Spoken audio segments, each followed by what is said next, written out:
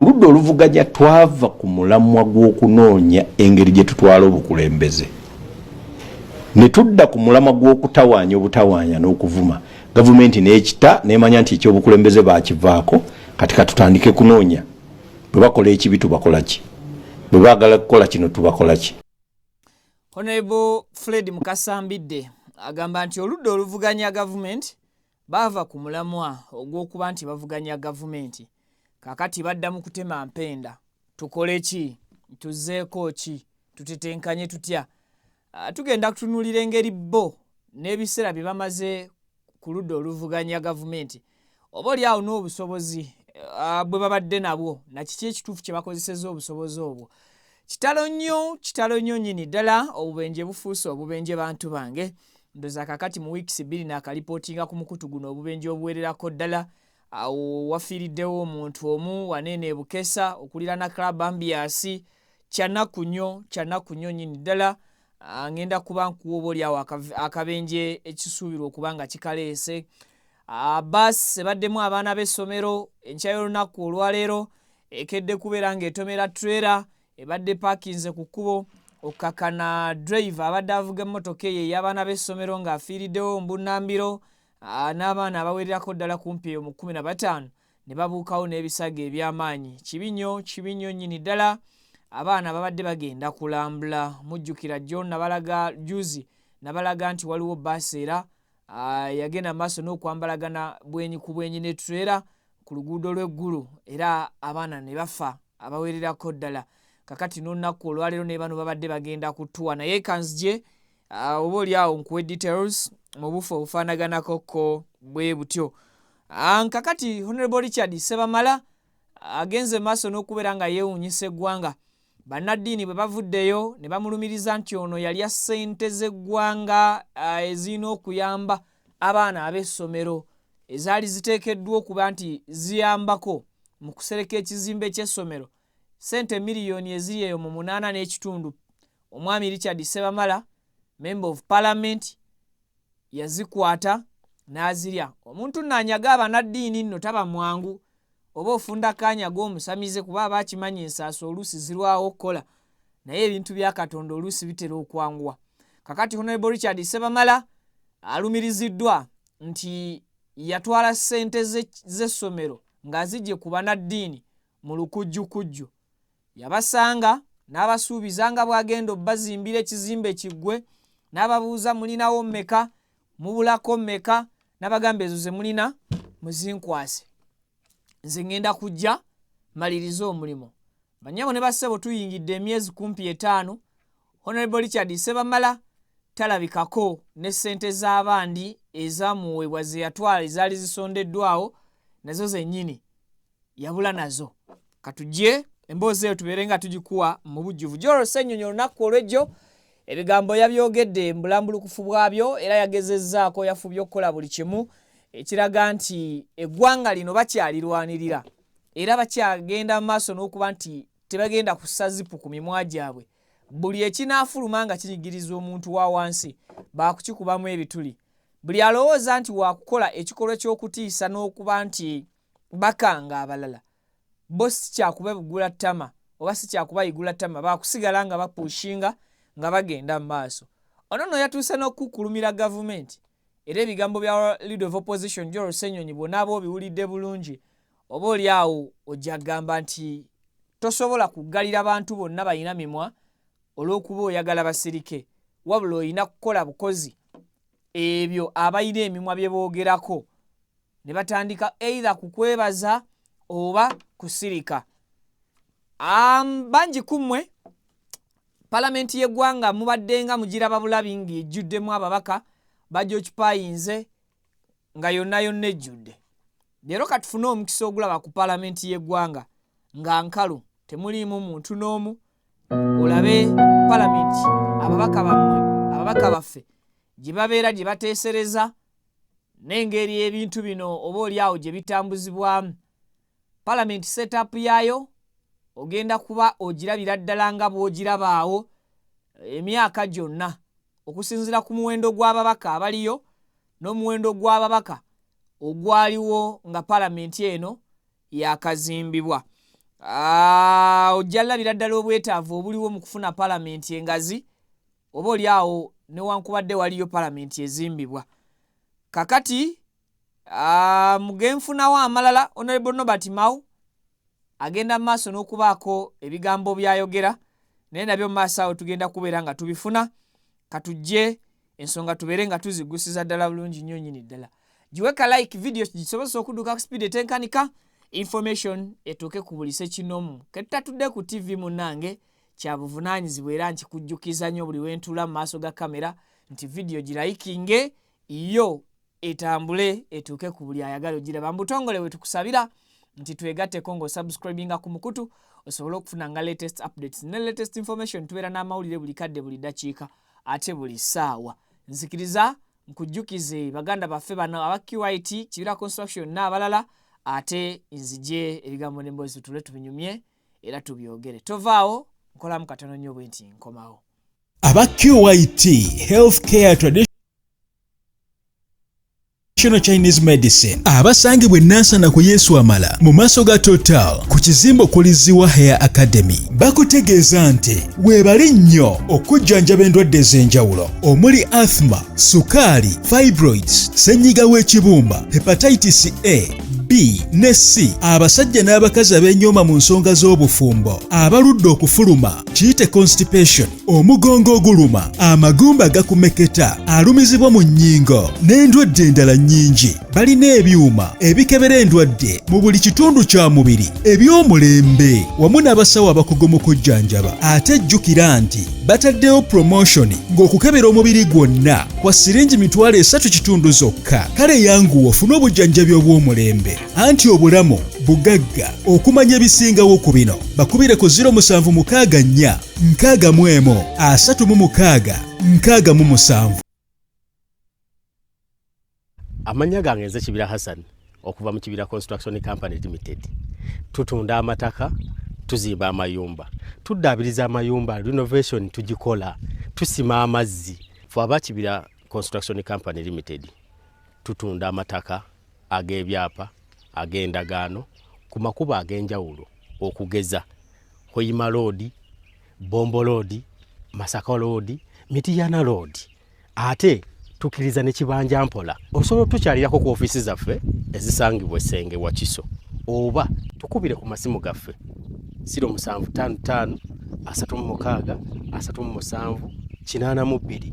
Ojje tugende mu maaso n'okwogereza ku business yonna gy'oba oleese mu office yaffe nga bwe nzoogeddeko waggulu. Tujja kwataganira wamu kubanga bye tukola tubikola nga biri mu kubogolokofu. Buli kimu ekigwa mu construction company tukikola. Bw'oba olina ky'oyagala okwebuuza era tukyalireko ffe ba Kibira tukubire buli kimu tusobola okukimala. Mutuusa omukisa okubabuuzaako nti assalamu alaikum wa rahmatullahi wa barakatuh. Amanya gange yenze Nyondo Rosette, amanya ze Nyondo Witini, gankola ne Nyondo Gleam. Tuli wano ku Nyondo Gleam Beauty Sport nga twagala okubanjulya products zonna ze tuleese. Tulina ekizigo kyaffe kitandikira ddala ku mwana omuto okutuuka ku mukadde. Kizigo kirungi nnyo kya natural naye n'abagala okolamu ka brightening tukikola. Tulina products ez'abakyala, ez'abaami ewamu n'abaana. Products zonna zemulaba wano eno za Nyondo Gleam. Tulina ne bedroom products gamba nga tightener, pulling, eddagala infections, water, appetite, penis enlargement. Tulina manpower n'abakyala abagala okubanga ate mukola ku hips, mwagala okubanga mukendeeza embuto. Tulina beauty spots eza Nyondo Gleam ez'enjawulo, Enyanama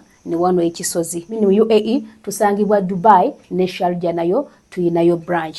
Mwana watu gwe abatasobodde kujja kutusinkana we tubeera tuli tusobola okubanga ate tukuweereza yonna gy'obeera oli. Assalamu alaikum wa rahmatullah. Abaddu ba Allah n'abazaana be, abasiraamu n'abatali basiraamu, mbazigirira omuddu wa Allah Kakensa Professor mu kulumbeddwa ku buli nsonga zonna. Ono si mulala Haji Najibu basajja baka. Ono alumba edduwa ezitebenkeza obufumbo, edduwa ezikuwa obwenkanya nga wanyagibwako ebibyo oba nga waferebwa, edduwa ezigulawo enzigi erimu abagala okgenda ku byeyo n'obeyuka mu nsi eno. Mwe abali ku byeyo abagala empapula z'obutuuze, edduwa weziri, edduwa ku ndwadde, edduwa ezikuuma ekintu kyo, edduwa ezikuba abalabe, edduwa ezikuba abalogo, mmenye kindeke ki na buli dduwa yonna gy'oba weetaze. Ate nno ku buli nsonga, if you're a foot soldier, remain as a foot soldier at your own risk.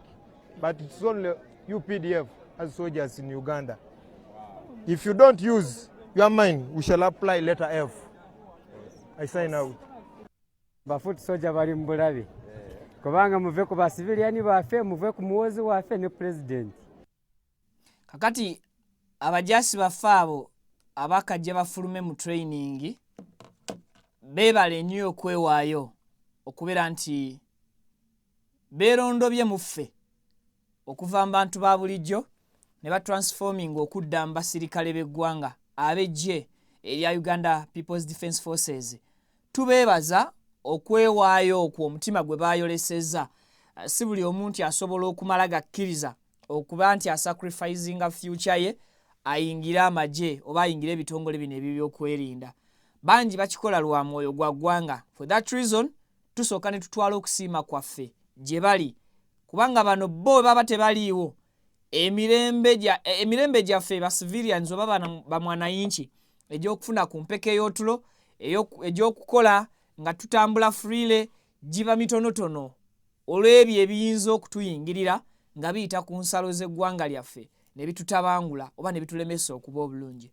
Kati nga mmaze okubasiima olw'okwewaayo kwabwe n'obuvumu bwabwe okusalawo okukuuma eggwanga, nsaba ne kano kagende gye bali. Bwe mwambala ebyambalo ebyo baganda baffe temukolera muntu. Bwe mwambala ebyambalo ebyo simanyi oba bawaayo ku classes nga classes zibagamba ku praisinga muntu sekinoomu so si kukulembeza mwoyo gwa nsi yammwe na kiki ekituufu kye mwasayiningidde okukola. Omujaasi w'eggwanga taba mujaasi wa jeno, omujaasi w'eggwanga taba mujaasi wa president, omujaasi w'eggwanga taba mujaasi wa nnyina, taba mujaasi wa kitaawe, aba mujaasi wa ggwanga.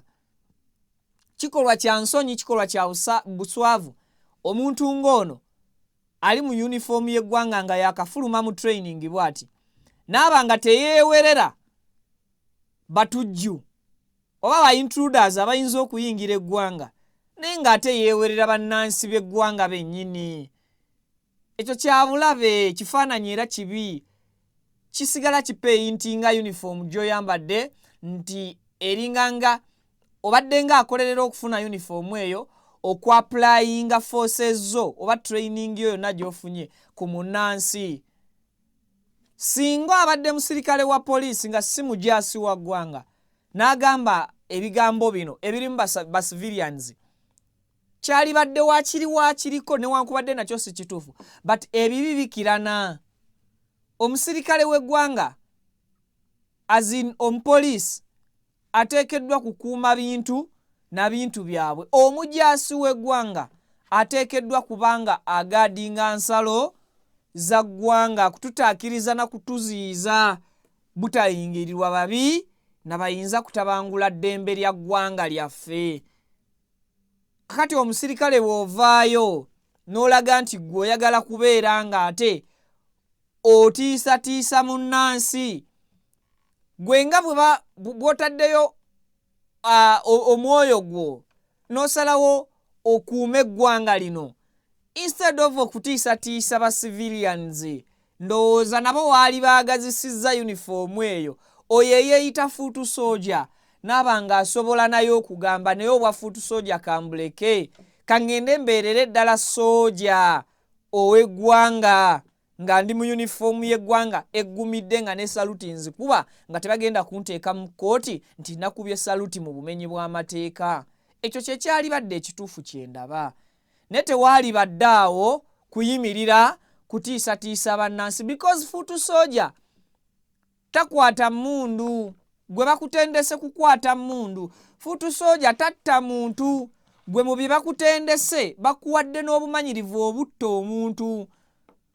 Fuutu soja aliwo okutambula na kwogera ku byansi ye nga bw'abiraba. Gwe perspective gye bakutendese classes z'obaddemu z'otuddemu si za kulaba ggwanga bwe litambula, wabula classes ofunye za kuba nti okuuma ggwanga nsalo kukakasa nti teziyingirirwa balabe. I think abakulu abatendeka baganda baffe bano ekyo mwetaaga mu applying mu classes mbasomesezaamu bembanga mbadde temukirina tusaba busabi because tukimanyi tewali kye tubagamba kye mutamanyi but tujjukiza bujjukiza oba oliawo nze ndi victim bankubako amagye g'eggwanga gaali gansabuliddeko mu kaweefube mu fields zembeeramu. I know how it feels.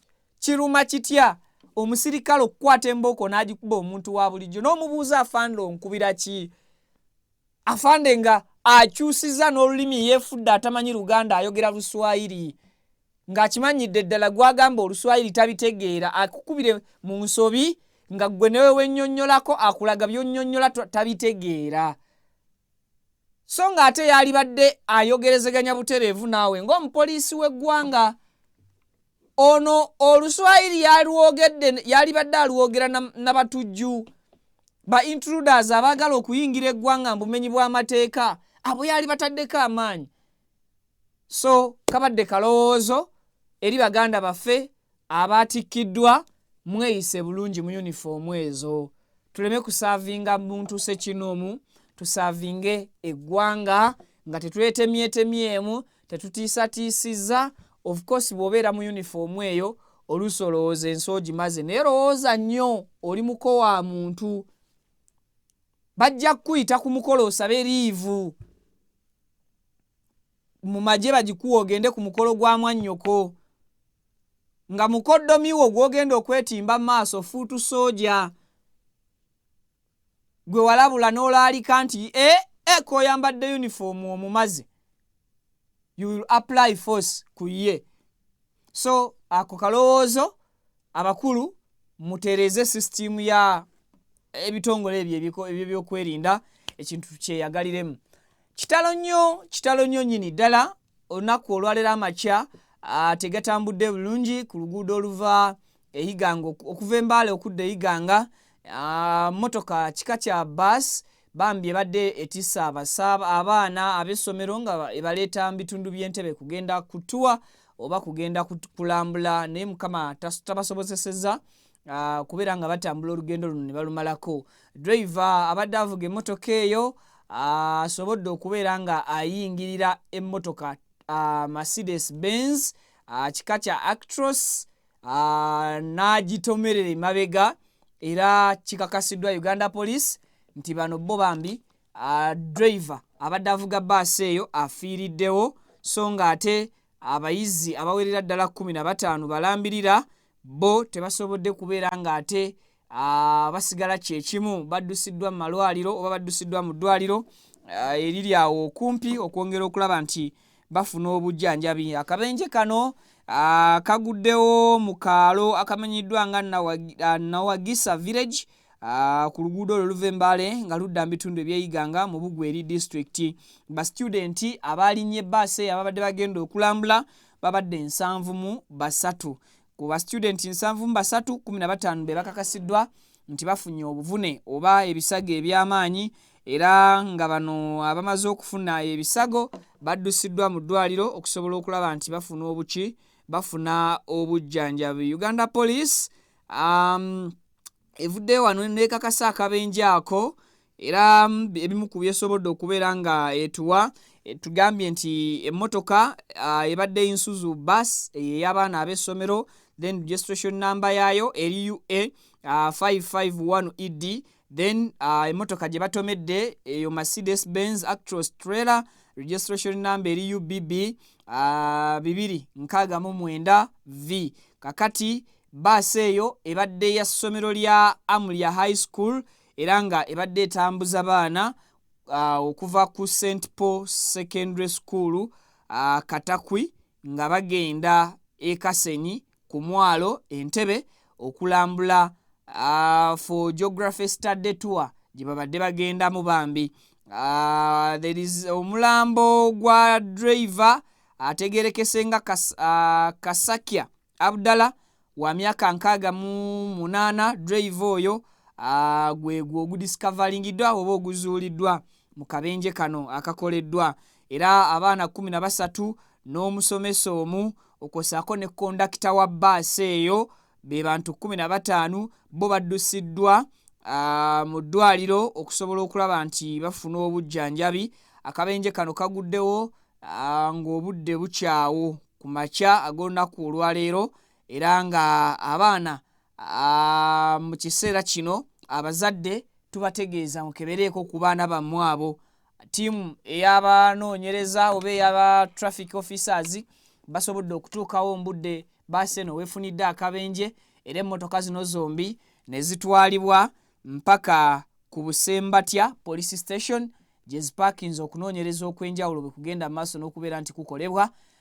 Ntegeddeko nti bafunye emmotoka endala ejjawo abaana bano okubazzaayo ku ssomero gye babadde bavudde. Kakati abazadde b'abaana bano tubasaba bambi Mukama abagumye n'okwongera okubawa obuvumu, ate okuyita mu kaseera kano ak'okusoomoozebwa trauma eyingidde mu mitwe gy'abaana accident eno, nabo oba oli awo tusaba Mukama abayambe barikavalinge oba basobole okubeera nga baddaabululwa mu bufu obufaanaganako bwe butyo.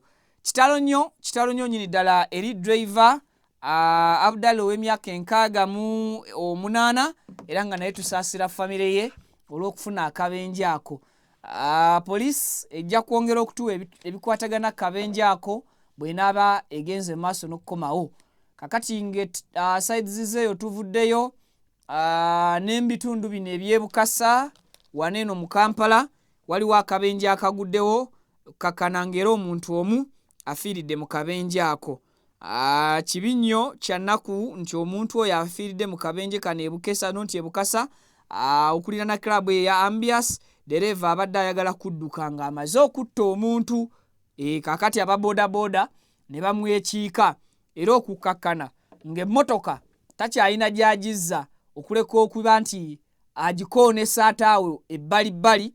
Ababoodabooda ne beeyongera okuwera n'abantu ba bulijjo, bwe batyo n'ab'ebyokwerinda oba poliisi ey'ebidduka weetuukidde mu bunnambiro okuva ku Old Kampala, era bwetyo neetaakiriza embeera eno driver abadde agezaako okubeera nga adduka tebamuganyiza kufuluma mu kidduka ekyo. Ababooda mwebale nnyo, mwebalire ddala oba oli awo obutakola mu justice mukoze at least olwaleero ekintu ekituufu, omuntu mumuziyizizza n'atadduka ng'assa omuntu, ate nammwe ne mutateekawo mbeera y'akavuyo kumutuusaako buki bulabe. Twebaza ne poliisi esobodde okudduka mu biseera okuva wali ku Old Kampala okutuuka ku Ambias kumpi nnyo kilomita teziwerawo yadde 4. Poliisi eyanguyidde ddala ne basajja baayo nejja neetaasa embeera, era driver oyo n'akwatibwa n'emmotoka eyo bagikutte. Omulambo gw'omuntu afiiriddewo tegunaba kubeera nga gwa identifyingibwa mu kiseera kino.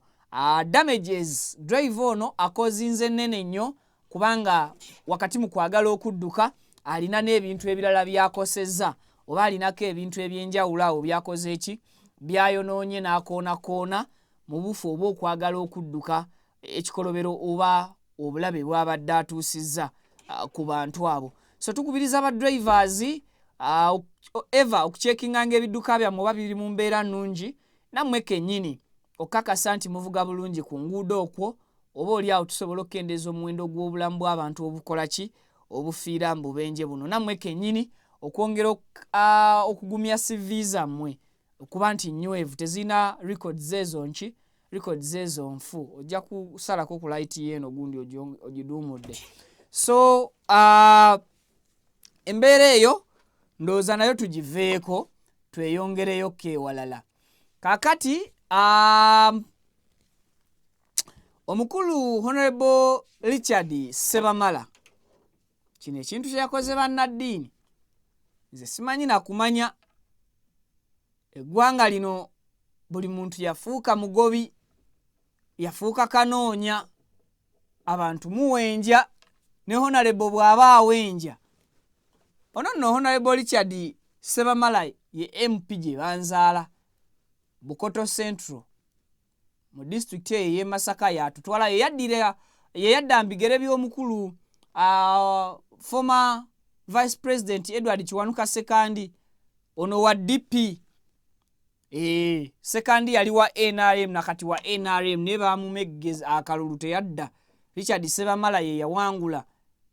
Kakati Sebamala ayina essomero lye yajjako ssente ng'alisuubizza okuliserekera ekizimbe ky'essomero ekyali kizimbibwa. Abasumba, abafaatha ne basonda obusente bwabwe bwonna bwe baali balina miliyoni zaabwe 5 ne baziteeka ku ssimu ya Honorable Richard Sebamala. Honorable ng'alina obbongerezaako miliyoni 3 ne ssente awo ezigwamu basereke ekizimbe eky'essomero bakimalirize. Kyokka n'okuzimba ekizimbe ky'essomero ekyo bafaatha bano bambi baasaba buyambi ne bafuna muzira kisa ne wabaawo ababayamba okubazimbira essomero lino ebibiina bino ne babasuubiza nti kamusooke mumalirizeeko ekizimbe kimu. Bwe mumaliriza tubayambeko tumusitule n'ekizimbe ekirala. Kati abaasooka okuwa obuyambi essomero lino babagamba mwe musereke bwe mumaliriza tuzimbe ebibiina ebirala. Kakati ssente ezaali ez'okusereka baazikwata ne baziwa Honorable Richard Sebamala. Honorable bwe yakwata ssente emyezi kati 5 tebalabikanga. Taddanga. Amabaati teyagaweereza, ekizimbe ndowooza okiraba. Kakati bafaatha oba abaddukanya essomero beesanze nga beetaaga okwewola ssente okumaliriza ekizimbe ekyo. Naye ssente mu kuzeewola balina kuzijja ate mukati mu bantu bakola ki? Basaba magoba.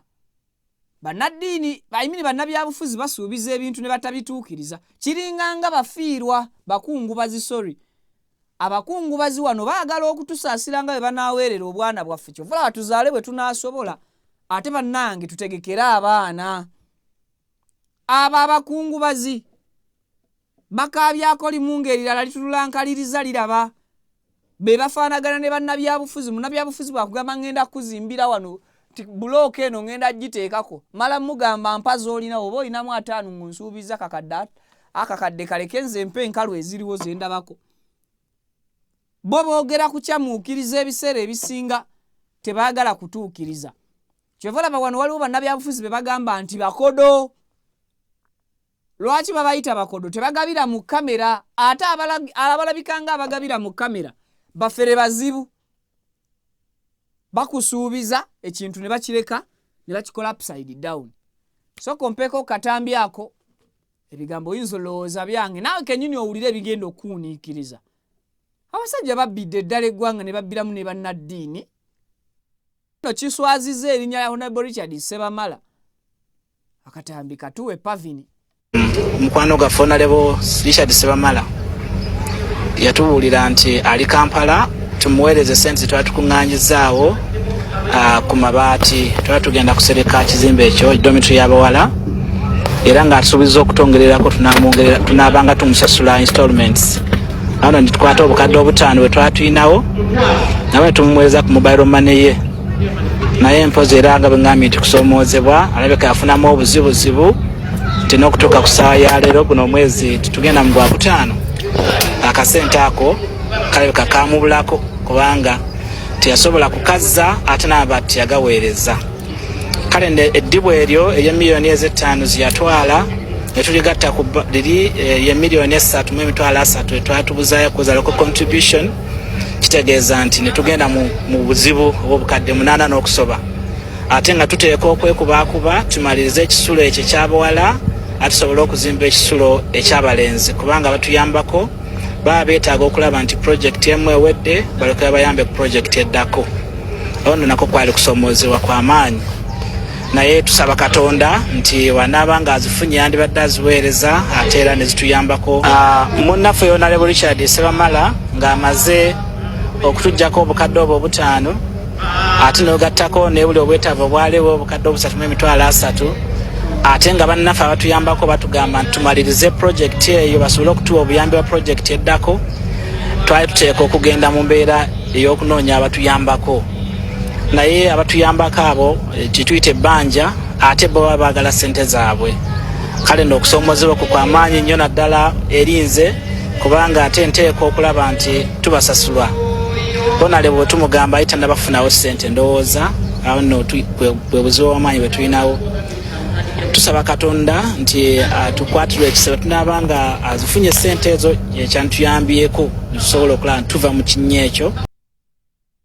Kakati Honorable akasente ako ndooza giro okaze 3.2 zireke 3.8 ziri zirekeze wasuubiza. Tusaba busabi Honorable mutima omulungi kuze emmotoka 314 ze baleese jjako just million 5. Soko weeyo sente ziri just baweze bakuwa mu mutima mulungi ez'amagoba I mean ezo ze wasuubiza ziveeko zireke. Wazigenda painting ekifaananyi kyoyo ekibi buli lwa Sunday suubirayo mass ng'egenda kukola ki kufulumiramu erinnya lyo. Kitovu ejja kwogera ku linnya lyo, Lubaga ejja kwogera ku linnya lyo, Namirembe ejja kwogera ku linnya lyo. Kubanga bannaddiini bano bwe basalawo okusibira ekikookolo bayinza obutakutuusaako bulaba as such ne basobola okukosa erinnya lyo singa liba lifulumira mu makanisa oba mu masinzizo oba buli we bafunidde omukisa okwogera.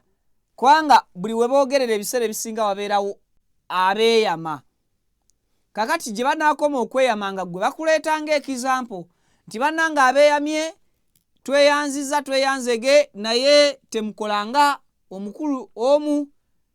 Ate bannaddiini abo bwe baba bakuba bawumbirira temukolanga omukulu omu eyatusuubiza okutuyambako mu kusereka ekizimbe ky'essomero lyaffe naye twakwata n'obwesimbu obw'ekitalo ne tumuwa n'ezaffe ze twalina naye omukulu oyo Honorable teyatuwa ezaffe yazitwala n'omugabo gwe yeeyama okutuwa teyagutuwa. So ogenda kwesanga ng'erinnya lyo lipeyintingibwa ekifaananyi ekiki ekifaananyi ekibi era ndowooza Honorable Richard Ssebamala sorting essomero lino sorting aba reverend ekintu kive mu ddiiro ekyo oleme kukyesibako kisobole okukuleetera ebiki ebizibu.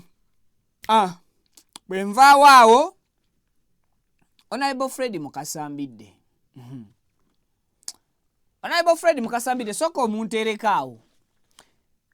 Omanyi waliwo wano ebiseera bye twagamba abantu nti emyaka egibaddewo emabega nga 10 tetubadde na opposition ntuufu. Tubaddewo nabo erimbika kuba nti bali mu opposition. Era ng'ebintu byonna bye bakola tebireflectinga kubeera oba tebiba defining nga ba opposition. Ne tubagamba nti okuva omwami omu owa National Unity Platform Kyagulanyi Robert Sentamulo yajjayo ekifaananyi kya opposition ntuufu bweri bwefaanana ne bweyina okuoperatinga. Era kyova olaba abaasangibwa mu byobufuzi ku ludda oluvuganya gavumenti nga bwe lwali lweyita bangi ku bo baawalana Kyagulanyi because Kyagulanyi yajja ne system etalina ku mutendera gwa byabufuzi ate bano gwe byabufuzi bye bazannya. Kwegamba yajja n'akasukaawo ekintu ku meeza nga tekirina formula ate nga kirina okusooka okutwalibwako akadde akangi oba okukisaasanyizaako time ennene bano abasangiddwa mu byobufuzi ng'ate beetegereza enkola y'ebyobufuzi byono byakubye ku meeza ate ne kisangibwa ng'ebyobufuzi bya Kyagulanyi byasudde ku meeza bitandika okuzannyibwa oba okukolebwa nga biriko abagoberezi abangi nga n'abamu beekutudde ku bano abakadde abasangiddwawo. Ekyo kyafuula opposition eriwo kati okulabisanga opposition eyaliwo ebiseera biri eyali terina kyekola era yali yeenoonyeza obwenoonyeza ebyayo bye yali ekola ki bye yali etambulirako. Era kyaleetera abagoberera ebyobufuzi essaawa zino okulowooza nti opposition eyaliwo yali nteekewo buteeke yali implanting ng'eringa ng'ezinira ku ntoli za gavumenti era ng'eringa ng'etegeeza ku gavumenti byebeere planninga era yali ng'eta checkinga gavumenti oba yali tekeepinga gavumenti in check okwawukana ne ku gavumenti ekola ki ku opposition eriwo essaawa za kaakati.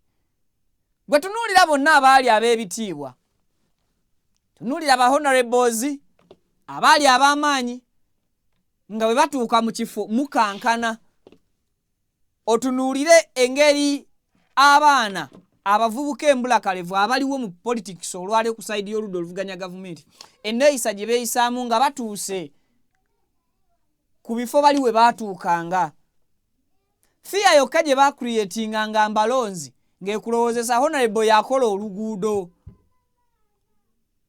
fiya yokka gye baateekanga ku gavumenti ng'ekulowoozesa nti bo be basobola okwogera ku gavumenti okugiraga ebikyamu but in reality ku opposition eriwo olwaleero ekulaze nti bali abaaliwo opposition yali esuusuuta oba yalinga eweeweeta obuwoweesi gavumenti.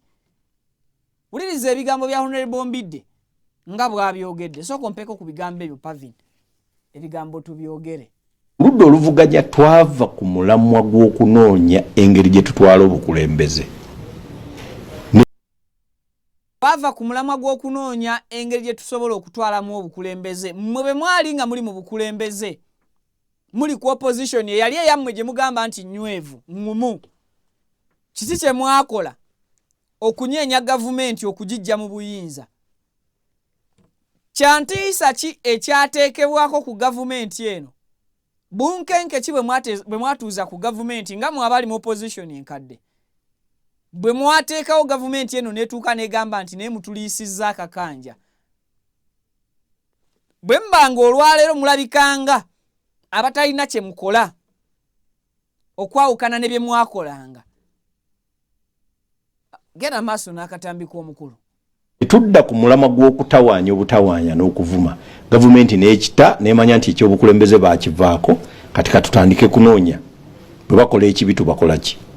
Gavumenti eyava ku by'okulaba opposition nti esobola okubajjako obukulembeze. Lwaki ate esigala ekwata abakulembeze baayo ebakwatira kuvuma?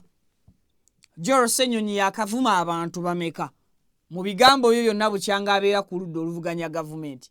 Honorable Mukasa Mbidde olwaleero kaweefuba yenna n'amaanyi gavumenti egatadde mu kulaba butya bwejjawo Joel Ssenyonyi ate nga y'omu ku bagikeepingidde in check, naye erwana bwezizingirire butassa mukono butassa magulu kulaba nti esiguukululawo Joel Ssenyonyi nga leader of opposition.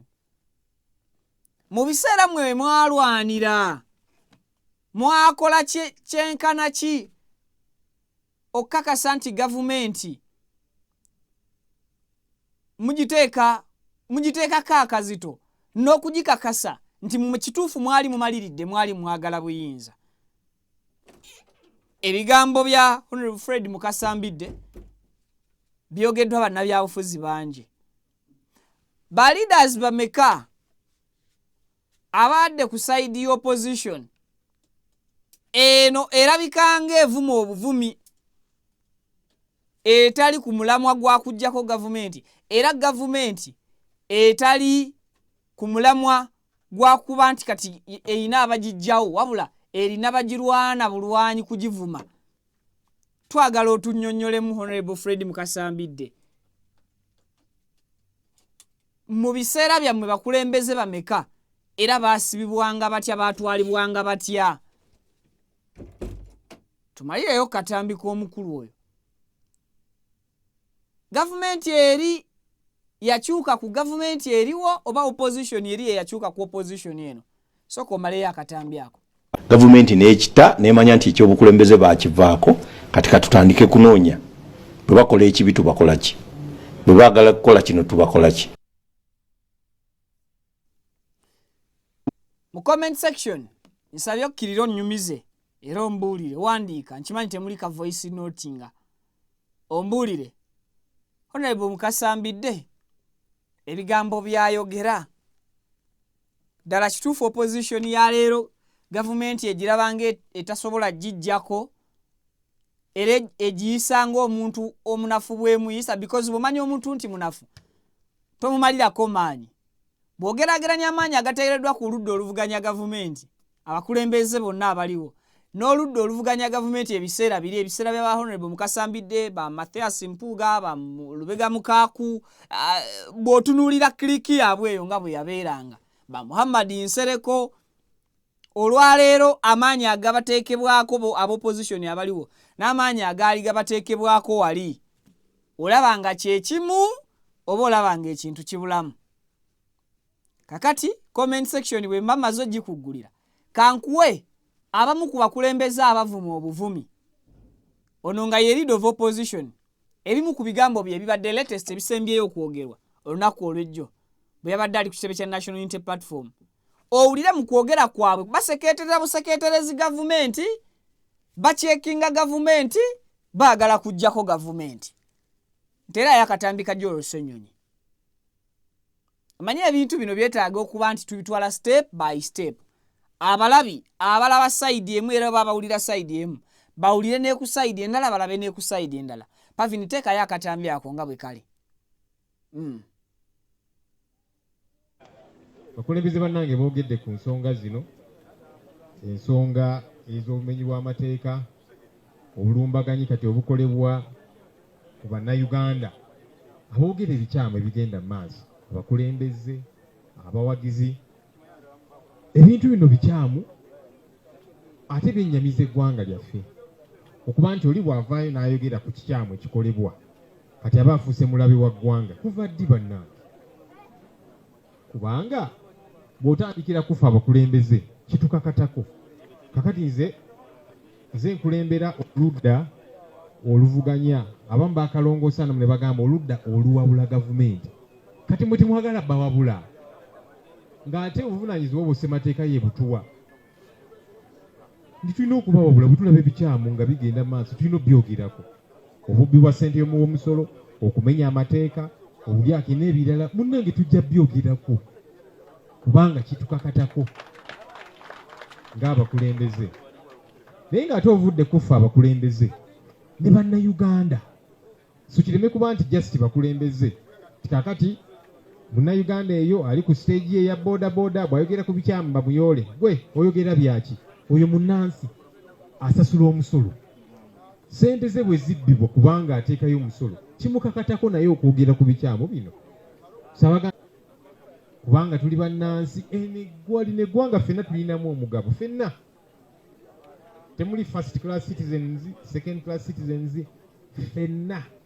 Olaba n'omwana omuto awa omusolo newankubadde omuzadde yagumusasulira amata gagula kuliko omusolo, kati naye alina omugabo mu ggwanga lino.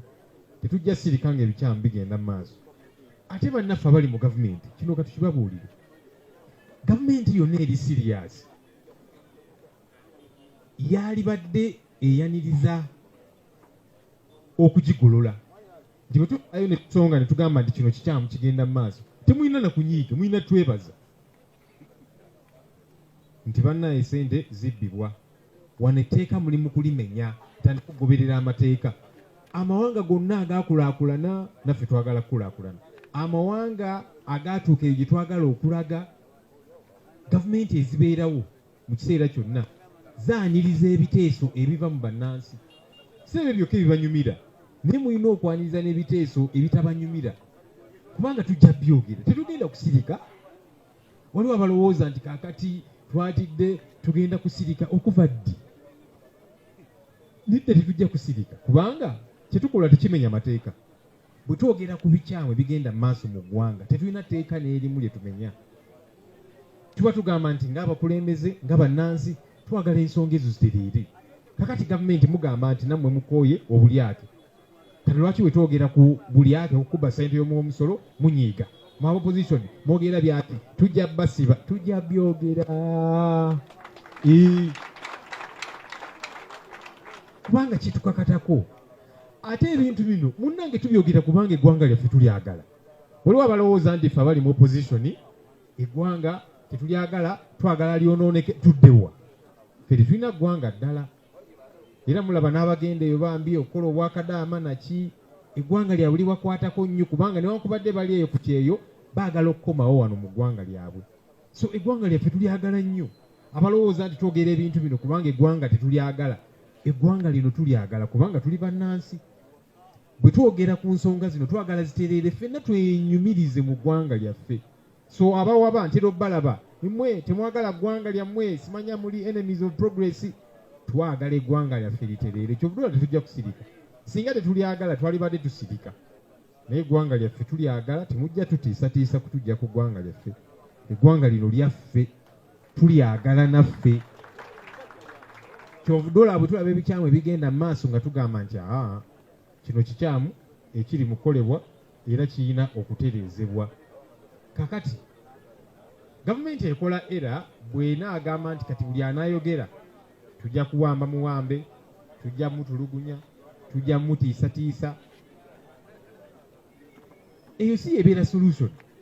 Kati mulaba n'emikutu gy'amawulire egimu nation media bakyabagadde ne kaakati tetumanyi kikigenda mu maaso kubanga balaga ebigenda mu maaso ne boolesa obulyake ne boolesa obumenyi bw'amateeka kati ne bafuuka balabe baggwanga nti babaggale. Lwaki towuliriza abantu aboogera ebintu bino? Ensonga ezo koonako n'ozitereeza. Lwaki oli bw'ayogera ku kikyamu aba afuuse mulabe ate nga naawe olaba nti kino kikyamu?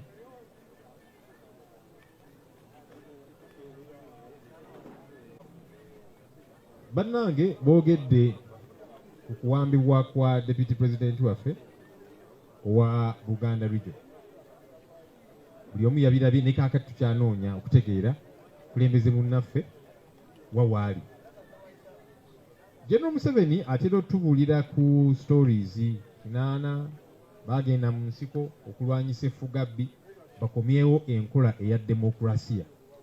Enkola eya demokrasiya yeeno njokkirizibwa okuvuganya katugenda mu kalulu aka LC ebibiina n'aba independent bonna bagenda kwetaba mu kalulu kubanga ebibiina bwe batubyagala lwaki otegeka okulonda nga tuyagala abantu abanaavaayo ne baga nti nze neesowoddeyo okwesimbawo kubanga waliwo ebikyamu byenjagala okutereeza. Kati okufuuka kutya omusango? Ye bw'oba oteebereza nti omuntu azizza omusango, nina be nabadde mpulira nga bagamba nti kaakati Honorable Mwanga Kivumbi yayogezza obusungu bungi, yayogedde ebigambo bingi, kwe kumukwata. Kaakati mwagala tutandike bwe tunalaba ekikyamu atugambe nti kino kirungi kyereere, bwe tunalaba ekiddugavu tugambe nti ekyo gwe tukiraba nti kya white. Nedda tetugenda kwogera bwe tutyo. Ekikyamu tujja kisongako nti kino kikyamu era kitereezebwe. Ate n'ekirala kale bw'oba ogamba nti ayina ekikyamu kye yayogedde ekimenya amateeka, katugambe just for argument's sake nti waliwo kye yayogedde ekimenya amateeka, kakati lwaki oba omukolako mob justice? Onatabeera mob justice. Nalaba abanene mu gavumenti nga bavumirira. Waliwo omuvubuka eyali azannya rugby Sydney Gongodyo eyakubibwa, oyino teyalina mubbi, ne waliwo yagamba wanyakudde akasawo, ne bamugwira ne bamukuba ne bamutta. Ekikolwa ekyali ekikyamu. Nendaba abapoliisi abanene mu gavumenti ne bagamba nti ng'ovudde ku ono Gongodyo atalina musango gwaziza, nti ku kyalo kyammwe ne mumukwata omuntu nga mumukwatidde mu kikolwa eky'obubbi temumukuba mumutwale ku poliisi. Si bwe bagamba? Kaakati lwaki bw'oteebereza nti Honorable Mwanga Kivumbi oba omuntu yenna alina omusango gwazizza, lwaki tomutwala ku poliisi then omutwale mu kooti? Wakati gwe omu gw'ovumirira mob justice. Kati omuntu bw'omutwaleeyo mu Tokya Chamber awo oba ogoberedde mateeka, oba tolina njawulo ne bano abakola mob justice? Tewali njawulo kubanga abantu mubagamba nti omuntu ne bw'omukwata ng'abbye enkoko yo ng'akoze eki, mutwale ku poliisi. Tokwata mayinja kumukuba kumutta ate nga nze ekyo zikiriziganya nakyo newankubadde omuntu omukwatidde mu kikolwa ekyobumenyi bw'amateeka. Naye ate gavumenti ekubiriza abantu obutakola mob justice. Yo lwaki ekola mob justice? Omuntu mukwate bw'oba oteebereza nti azizza omusango, mutwale ku poliisi. Ate ne ku poliisi alina kumalayo saawa 48 bwe ziwera, either omutaka kakalu ka poliisi bondi oba n'omutwala mu kkooti. Ate ne bw'omutwala mu kkooti afuna obwenkanya mu kumuwozesa. Bye tulaba munnaffe mukulu waffe Dr. Kizza Besigye yazze ayogerako, agamba kale mwandeeta mu kkooti naye njagala bwenkanya nga mumpozesa. Wakati bwe munaalwamba abamuwolereza abalala ne mubagaana okujja okumuwolereza, awo tewabeerawo bwenkanya. Bye twagala bitereere ate nga tujja kulemerako okulaba nti ensonga zino zitereera.